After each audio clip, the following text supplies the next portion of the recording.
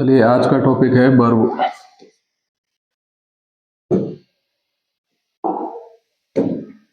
Noun pronoun पढ़ चुके हैं, उसके बाद में अब आता है वर्ब। वर्ब यानी क्रिया। वर्ब वैसे तो दो प्रकार की होती हैं, फाइनाइट और नॉन फाइनाइट, लेकिन हम किताब के अनुसार चलेंगे, बुक के अनुसार। बुक में सबसे पहले डेफिनेशन दी हुई है। डेफिनेशन का मतलब परिभाषा। वर्ब कहते किसे हैं? वर्ब होता है किसी व्यक्ति द्वारा किसी कार्य को करना। जो एक्शन होता है, जो क्रिया होती है, उस एक्शन को ही क्या कहते हैं? क्रिया कहते हैं। A verb that express any action, जो किसी एक्शन को दर्शाता है, इन ए सेंटेंस, किसी वाक्य में, उसे हम क्या कहते हैं? वर्ब कहते हैं।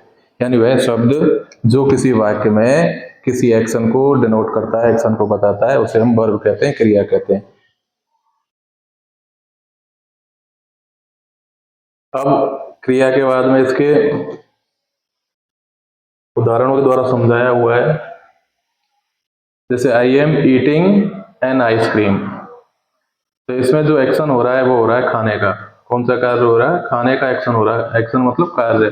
जो कार्य खाने का हो रहा है, और उस शब्द को बताने वाला जो शब्द है वो है ईटिंग। तो ईटिंग क्या हो गई? वर्ब हो गई। इसी तरह दूसरा सेंटेंस देखेंगे, रजत इज राइटिंग ए स्टोरी। तो इसमें क्या एक्शन हो रहा है? इसमें जो एक्शन हो रहा है, इसमें जो क्रिया हो रही है, वो हो रही है राइटिंग की। राइटिंग यानी लिखने की। तो जो क्रिया को दिखाता है, जो एक्शन होता है, जो कोई काम होता है, उसको दिखाने वाला जो शब्द होता है, वो वर्ब कहलाता है। तो ये हो गया राइटिंग। अगला देखिए, थर्ड सेंटेंस में देखा हुआ है, the child is running. Running का मतलब दौड़ना। तो इसमें जो चाइल्ड है वो कौन सा एक्शन कर रहा है? वो एक्शन कर रहा है रन करने का, दौड़ने का, तो भागने का कार्य कर रहा है। तो ये हो गई अपनी वर्ब को दिखाने वाला शब्द। तो वर्ब किसी वाक्य में किसी कार्य को होने को दिखाती है, किसी घटना को होने को दिखाती है, वो कहलाती है वर्ब। अब आगे चलते हैं।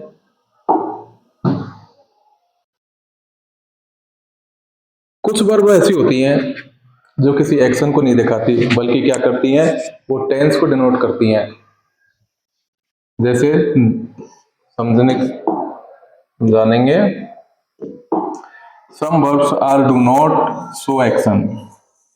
अब हम देखते हैं सेंटेंस में बहुत सारी वर्ब ऐसी लगी होती हैं जो कोई एक्शन नहीं दिखाती, लेकिन वर्ब में फिर भी सेंटेंस को में उनको लगाना पड़ता है। कि फाइनाइट वर्ब को दो भागों में बांटा जा सकता है, एक हेल्पिंग वर्ब और एक मेन वर्ब, लेक्सिकल वर्ब और ऑक्सिलरी वर्ब। ऑक्सिलरी वर्ब को फिर दो भागों में बांटते हैं अपन, हेल्पिंग वर्ब और मॉडल वर्ब। तो ये हेल्पिंग वर्ब वही है जो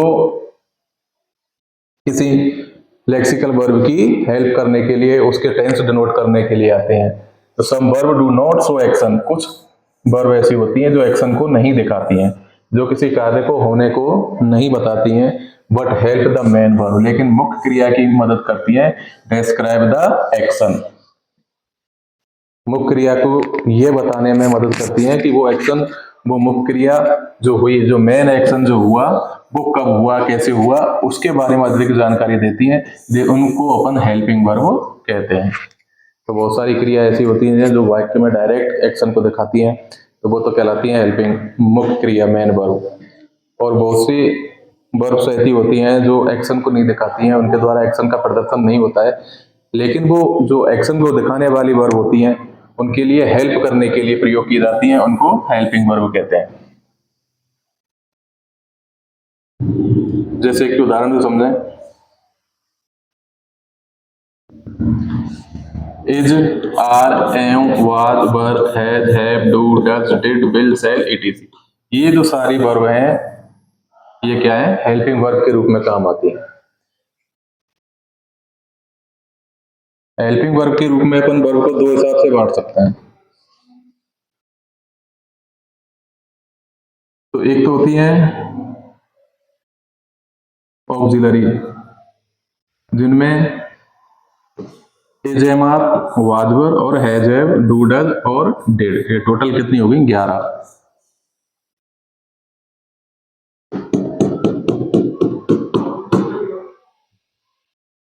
और इसमें एक हैड भी है और इनको मिलाकर हो जाती हैं 11। यानी एक तो है डू, डू के तीनों फॉर्म, डू, डज और डिड। दूसरी है हैव की तीनों फॉर्म, हैज, हैव और हैड। और एक आ गई अपनी इज, बी, बी की form is, am, are, was, were. तो ये हो गई ऑक्सिलरी। और इनके अलावा जो मॉडल होती हैं उनको मॉडल ऑक्सिलरी कहते हैं, जैसे will, shall, can, could, may, might, need, dare. ये जो सब हैं इनको अपन मॉडल ऑक्सिलरी कहते हैं। तो ऑक्सिलरी हेल्पिंग वर्ब को बोलते हैं और इनको दो भागों में बांटा जा सकता है, एक तो होती है ऑक्सिलरी और दूसरी मॉडल ऑक्सिलरी। ऑक्सिलरी के अंदर अपन इन 11 को शामिल करते हैं। 11 में कौन सी है? डू की 3 फॉर्म, हैव की 3 फॉर्म और बी की ये 5 फॉर्म। तो ये हो गए टोटल 11 और बाकी की मॉडल। वर्ब में अब आगे चलते हैं। हेल्पिंग वर्ब का डेफिनेशन दी हुई है, helping verb are used according to tenses. तो हेल्पिंग वर्ब जो होती है मुख्य क्रिया में, मुख्य क्रिया के टेंस को बताने के लिए प्रयोग की जाती है। जब मुख्य क्रिया के द्वारा अपन टेंस का पता नहीं लगा सकते हैं तो उसका पता लगाने के लिए उनके साथ अपन किसका प्रयोग करते हैं? हेल्पिंग वर्ब का प्रयोग करते हैं। जैसे कि the students are shouting in the class. तो इसमें मुख्य क्रिया तो हो गई शाउटिंग, लेकिन शाउटिंग का टेंस पता नहीं चलता है, तो उसे दिखाने के लिए यहाँ हेल्पिंग वर्ब आर लगाया है। आर से पता चलता है कि ये कौन सा प्रेजेंट टेंस हो गया। उपयुक्त वाक्य में आर सहायक क्रिया का प्रयोग किया जा गया है जो शाउटिंग मुख्य क्रिया के कार्य को स्पष्ट करने में सहायता प्रदान करती है तथा वर्तमान काल की जानकारी देती है। मान लीजिए अगर ये आर नहीं हो और सब्जेक्ट हो जाता है वाक्य में, ये वर्ब हो गई और ये अदर पार्ट जो है, तो इस सेंटेंस का अपन सही पता नहीं लगा पाएंगे, इसका अर्थ नहीं निकाल पाएंगे, क्योंकि वर्ब तो है लेकिन वर्ब किस टेंस में है, एक्शन जो हो रहा है, जो घटना हो रही है वो कब हो रही है, उसका पता हमें नहीं चल रहा है। उसको पता लगाने के लिए हमें इन हेल्पिंग वर्ब की प्रयोग में लेना पड़ेगा और इसीलिए इनको अपन बोलते हैं हेल्पिंग वर्ब, जो इनको लगाने से फिर हमें टेंस का पता चलता है।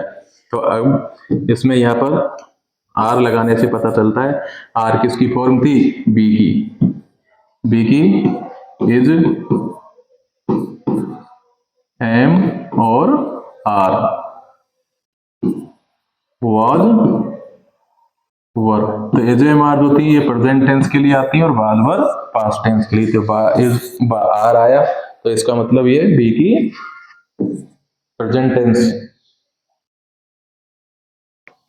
को डिनोट करता है। तो शाउटिंग से इस टेंस से पता लगा कि हेल्पिंग वर्ब हमें क्यों जरूरी है, क्योंकि बगैर हेल्पिंग वर्ब के हम टेंस का पता नहीं लगा सकते हैं। तो ये हो गई हेल्पिंग वर्ब। इसके आगे एक्सरसाइजेज हैं कुछ।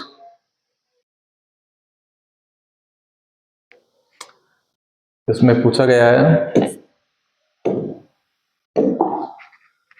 Right the main verb and helping verb from the given sentence. अब हमें इस सेंटेंस में हेल्पिंग वर्ब यानी मुख्य और मेन वर्ब को पहचानना है। तो मुख्य क्रिया तो वो होती है जो किसी एक्शन को बताती है और हेल्पिंग वर्ब वो होती है जो मुख्य क्रिया के टेंस को बताती है। तो देखें, the farmer is working in the field. Farmer is working, तो वर्किंग एक्शन है काम करने का, वर्क कर रहा है, काम कर रहा है, तो ये तो हो गई अपनी मेन वर्ब। लेकिन इस मेन वर्ब के टेंस को दिखाने के लिए इसका प्रयोग हुआ है, तो इस क्या हो गई, हेल्पिंग वर्ब। दूसरे सेंटेंस में देखते हैं, द लॉइन वाज रोइंग। तो रोअर करना, दहाड़ना शेर की एक्शन है, शेर का कार्य है, तो ये तो हो जाएगी अपनी मेन वर्ब। और इसके टेंस को बताने के लिए वाज, बी की फॉर्म का प्रयोग किया गया है, तो ये हो जाएगी अपनी हेल्पिंग वर्ब। थर्ड सेंटेंस में देखें, the dog did not eat anything. अब इसमें डॉग जो एक्शन कर रहा है, सब्जेक्ट जो एक्शन कर रहा है वो है ईट। ईट का मतलब खाना। और इस की हेल्प बताने के लिए, इसके टेंस बताने के लिए प्रयोग किया गया है डिड का। तो डिड तो हो गई हेल्पिंग वर्ब, और ईट हो गई मेन वर्ब। तो इस तरह से हेल्पिंग वर्ब और मेन वर्ब में अंतर किया जा सकता है। हेल्पिंग वर्ब मेन वर्ब की हेल्प करने के लिए, उसका टेंस डिनोट करने के लिए वाक्य में प्रयोग की जाती है। और भी सेंटेंसेस हैं,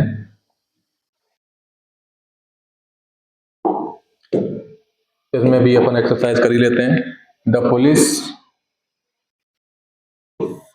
विल कैच द थीप। तो पुलिस क्या क्या कौन सा एक्शन कर रही है, पुलिस एक्शन कर रही है कैच करने का, पकड़ने का। तो कैच क्या हो गई, मेन वर्ब। लेकिन इसका टेंस बताने के लिए प्रयोग किया है विल का, मॉडल वर्ब का, तो ये हो गई हेल्पिंग वर्ब। इसी तरह I do not like mangoes. तो मैं जो एक्शन कर रहा है वो क्या है, लाइक करने का, पसंद करने का। पसंद करने की मुख्य क्रिया और उसकी टेंस बताने के लिए do does did helping verb. तो ये हो गई अपनी हेल्पिंग वर्ब और मेन वर्ब। अब आगे हम मेन वर्ब को भी दो हिस्सों में बांट सकते हैं।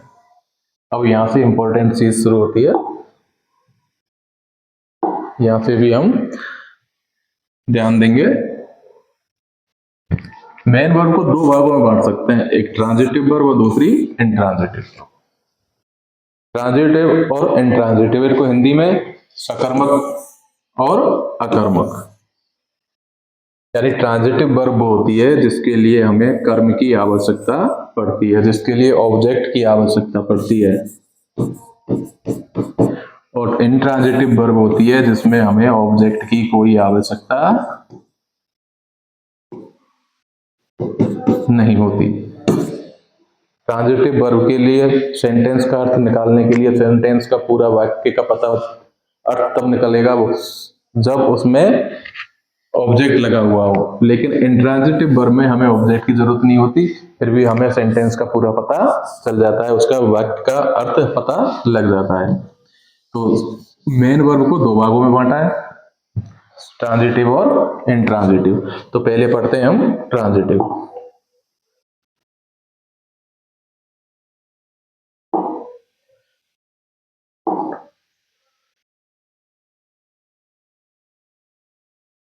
अब देखिए ट्रांजिटिव वर्ब क्या है, a verb which require an object after it to complete its sense called a transitive verb. यानी वही जो भी बताया था मैंने, किसी वाक्य के पूरे अर्थ को बताने के लिए, एक कंप्लीट सेंस निकले, वाक्य का कोई अर्थ निकले, सेंस निकले, और उसके लिए वर्ब के बाद में ऑब्जेक्ट की आवश्यकता हो, तो उस वर्ब को क्या कहते हैं, ट्रांजिटिव वर्ब कहते हैं। वर्ब वह क्रिया जिसको जरूरत होती है ऑब्जेक्ट की, आफ्टर इट उसके बाद में, जिस मेन वर्ब के बाद में ऑब्जेक्ट लगता है, ऑब्जेक्ट की आवश्यकता होती है किसके लिए, कंप्लीट करने के लिए, इट सेंस, अपने वाक्य के अर्थ को कंप्लीट करने के लिए, पूरा सही सही अर्थ देने के लिए। तो उसके लिए ऑब्जेक्ट की जब जरूरत पड़ती है तो उस वर्ब को अपन ट्रांजिटिव वर्ब कहते हैं। यानी वह क्रिया जिसे अपना अर्थ पूरा करने के लिए किसी कर्म की आवश्यकता होती है, सकर्मक क्रिया कहलाती है। हिंदी में भी अकर्मक सकर्मक होती हैं। उदाहरण देखते हैं, the man killed a snake. अब इसमें मैन तो सब्जेक्ट हो गया, द मैन, और ये हो गई अपनी वर्ब। वर्ब क्या है, किल्ड। अब इसको अगर अपन ऑब्जेक्ट को हटा दें तो इसका अर्थ निकलेगा द मैन किल्ड, व्यक्ति ने मार दिया। अब व्यक्ति ने मार दिया, वर्ब का अर्थ हो गया मारना। द मैन, व्यक्ति ने मारा, उस व्यक्ति ने मारा।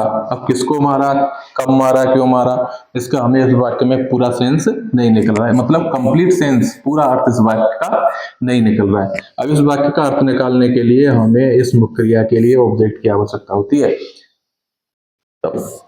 व्यक्ति ने मारा, किसे मारा, अब यहाँ लिखना पड़ेगा हमें किसको मारा, तो इसलिए यहाँ हमें स्नेक लगाना जरूरी है, ऑब्जेक्ट लगाना जरूरी है। तो स्नेक किसका काम कर रहा है यहाँ, ऑब्जेक्ट का। तो वह वर्ब जिसमें ऑब्जेक्ट की आवश्यकता होती है उसे हम ट्रांजिटिव वर्ब कहते हैं। तो किल्ड कैसी वर्ब हुई, ट्रांजिटिव।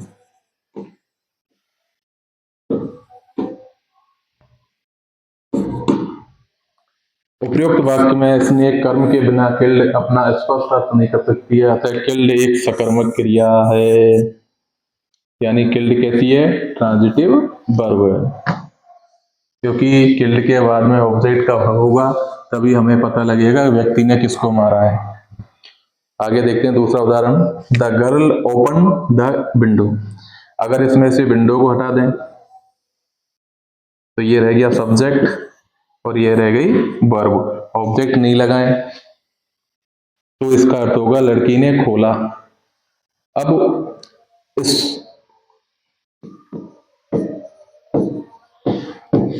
लड़की ने खोला,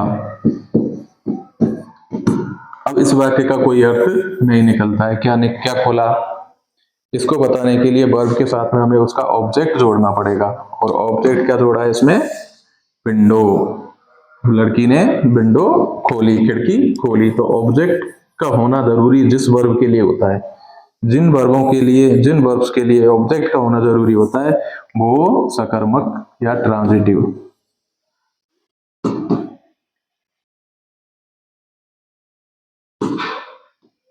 वर्ब कहलाती हैं।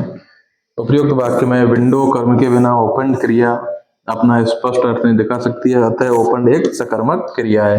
वही जो हम जान चुके हैं, अब समझ में आ गया होगा कि अकर्मक क्रिया और सकर्मक क्रिया क्या होती हैं। तो ये हुई ट्रांजिटिव वर्ब। ट्रांजिटिव वर्ब के बाद में अब चलते हैं अपन, और उदाहरण दिए हुए हैं और एग्जाम्पल के द्वारा और समझते हैं। I am reading a story. अगर लिखें आई एम रीडिंग, मैं पढ़ रहा हूं, तो इसका पूरा अर्थ नहीं निकलता है मैं क्या पढ़ रहा हूं, तो हमें बताना पड़ेगा मैं क्या पढ़ रहा हूं। उसके लिए आगे लिखा है ए स्टोरी, तो ए स्टोरी क्या हो गया, ऑब्जेक्ट, और ये हो गई वर्ब। वर्ब कौन सी, ट्रांजिटिव। इसी तरह चौथा sentence, she broke the cup. अगर सी ब्रोक, उसने तोड़ दिया, तो वर्ब तो हो गई, एक्शन तो हो गया तोड़ने का, लेकिन क्या तोड़ा उसका पता नहीं लग रहा है। उसको पता लगाने के लिए हमें ऑब्जेक्ट लिखना पड़ेगा, और ऑब्जेक्ट हो गया इसमें कप। अब देखिए सकर्मक क्रिया में ऑब्जेक्ट, अभी तक हमने देखे कि एक एक ऑब्जेक्ट है, लेकिन सकर्मक क्रिया के साथ साथ में ट्रांजिटिव वर्ब के साथ में एक ऑब्जेक्ट के अलावा दो दो ऑब्जेक्ट भी हो सकते हैं। तो ऑब्जेक्ट के अपन प्रकार देखते हैं, कितने प्रकार के ऑब्जेक्ट हो सकते हैं। ये तो हमें पता चल गया कि सकर्मक क्रिया ट्रांजिटिव वर्ब क्या होती है, वो क्रिया होती है जिसमें अपन ऑब्जेक्ट का उपयोग किया जाता है। बगैर ऑब्जेक्ट के उसका कंप्लीट सेंस नहीं निकलता, पूरा अर्थ नहीं निकलता है, सही अर्थ नहीं निकलता है, तो इसलिए हमें ऑब्जेक्ट लगाना पड़ता है। अब एक ऑब्जेक्ट हो सकता है, दो ऑब्जेक्ट हो सकते हैं। अब देखते हैं ऑब्जेक्ट के प्रकार। तो ऑब्जेक्ट दो प्रकार के हो सकते हैं, एक होता है डायरेक्ट ऑब्जेक्ट और दूसरा इनडायरेक्ट ऑब्जेक्ट। डायरेक्ट जो ऑब्जेक्ट होता है उसको अपन निर्जीव वस्तु मान के चलते हैं। अगर वाक्य में कोई सेंटेंस में कोई निर्जीव वस्तु दी हुई है ऑब्जेक्ट के स्थान पर, तो उसको कहेंगे डायरेक्ट ऑब्जेक्ट। और अगर वाक्य में ऑब्जेक्ट कोई पुरुष है, कोई व्यक्ति है, तो उसको बोलेंगे इनडायरेक्ट ऑब्जेक्ट। जैसे उदाहरण समझते हैं, उदाहरण है he gave Atul to Atul the book. उसने अतुल को बुक दी, तो ही तो हो गया सब्जेक्ट, और वर्ब हो गई गेव, उसने दिया। लेकिन दिया, क्या दिया, किसको दिया, ये बताने के लिए हमें वर्ब के साथ में ऑब्जेक्ट लगाना पड़ेगा। तो ऑब्जेक्ट हो गया अतुल, और अतुल को क्या दिया, बुक। तो ये दोनों क्या है, ऑब्जेक्ट है। एक ही सेंटेंस में दो ऑब्जेक्ट हैं, एक अतुल और एक द बुक। तो अतुल क्या है, व्यक्ति का नाम है, और जब व्यक्ति व सूचक जो ऑब्जेक्ट होता है उसको क्या बोलते हैं, इनडायरेक्ट ऑब्जेक्ट। और जो निर्जीव वस्तु होती है उसको बोलते हैं डायरेक्ट ऑब्जेक्ट। तो डायरेक्ट ऑब्जेक्ट को डीओ और इनडायरेक्ट को आईओ लिखा है। इसी तरह अगले सेंटेंस में देखें, my grand mother told me a story. तो माई ग्रैंड मदर सब्जेक्ट हो गया, क्या एक्शन हो रहा है, एक्शन के लिए वर्ब टोल्ड हो गई। अब किसको कही स्टोरी, तो एक तो स्टोरी हो गई और एक मियाँ ने मेरे लिए सुनाई, तो मैं इनडायरेक्ट ऑब्जेक्ट, और ये निर्जीव वस्तु है स्टोरी, तो इसको अपन बोलेंगे डायरेक्ट ऑब्जेक्ट। तो उपयुक्त वाक्यों में अतुल और मी व्यक्ति सूचक कर्म होने के कारण इनडायरेक्ट ऑब्जेक्ट, यानी जो व्यक्तिवाचक ऑब्जेक्ट हैं उनको इनडायरेक्ट ऑब्जेक्ट कहते हैं, और जो निर्जीव वस्तुएं जैसे बुक और स्टोरी, इनको क्या बोलेंगे, डायरेक्ट ऑब्जेक्ट। तो ये हो गई ट्रांजिटिव वर्ब। अब चलते हैं अकर्मक यानी इंट्रांजिटिव वर्ब के ऊपर। इंट्रांजिटिव वर्ब क्या होती है, यानी back intransitive verb transitive verb के बिल्कुल उल्टे होती है, उसके लिए ऑब्जेक्ट की आवश्यकता नहीं होती है।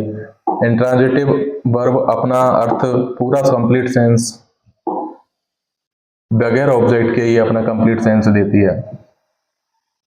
देखिए, a verb which does not require an object after to it complete sense called an intransitive verb, यानी वह वर्ब जो अपना अर्थ पूरा करने के लिए किसी भी ऑब्जेक्ट की आवश्यकता नहीं होती है, वो कहलाती है इंट्रांजिटिव वर्ब। जैसे द गर्ल स्माइल्ड, तो स्माइल्ड के लिए अब ऑब्जेक्ट लगाने की जरूरत नहीं, क्योंकि इसमें सेंटेंस में अर्थ पूरा हो गया, वो लड़की मुस्कुराई।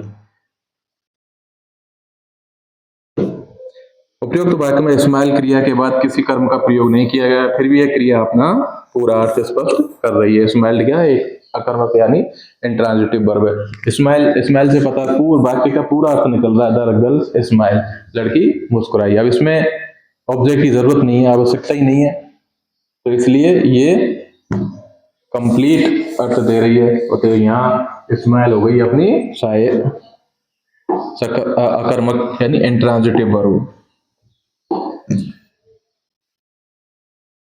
आगे देखिए, और उदाहरण, the sun rises, the sun shine, the sun shines, सूर्य चमकता है। अब चमकने का जो कार्य है, वो एक्शन है, वो पूरा हो रहा है। अब यहाँ किसी ऑब्जेक्ट की आवश्यकता नहीं है, तो यहाँ पर भी शाइन भी की एक इंट्रांजिटिव वर्ब है। The train arrived late, train arrived, arrived यानी आई, तो यहाँ पे अराइव्ड भी इंट्रांजिटिव वर्ब है, अर्थ पूरा अर्थ दे रही है। The boys running, the boys are running, तो यहाँ पर रनिंग भी इंट्रांजिटिव वर्ब है, इसको भी ऑब्जेक्ट की आवश्यकता नहीं है। तो इन वाक्यों में रनिंग क्रिया के बाद किसी भी कर्म का प्रयोग नहीं किया गया है और अपना पूरा अर्थ स्पष्ट कर रही है, इसलिए एक अकर्मक क्रिया है। तो ये हो गई अकर्मक क्रिया। एक्सरसाइज देखते हैं।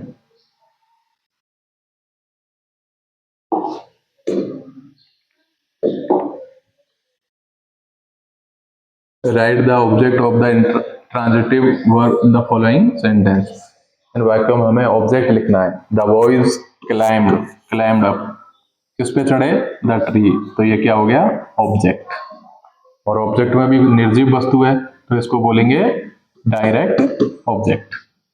आगे देखिए, Sariya found a coin on the road, Sariya found a coin, a coin क्या हो गया, फाउंड के मेन वर्ब, मेन वर्ब के बाद में ऑब्जेक्ट, और ऑब्जेक्ट भी कौन सा, डीओ, डायरेक्ट ऑब्जेक्ट, निर्जीव। Vijay prepare some question for the exam, इसमें ऑब्जेक्ट सम क्वेश्चंस, ये भी निर्जीव, तो direct object. I have thrown a party for all you, party निर्जीव वस्तु, और ये होगी direct object. I receive your letter, I subject verb, और वर्ब के बाद में ऑब्जेक्ट। ऑब्जेक्ट कौन सा? डायरेक्ट ऑब्जेक्ट, क्योंकि निर्जीव। I am going to send some gift, इसमें वर्ब गोइंग, और गोइंग के बाद में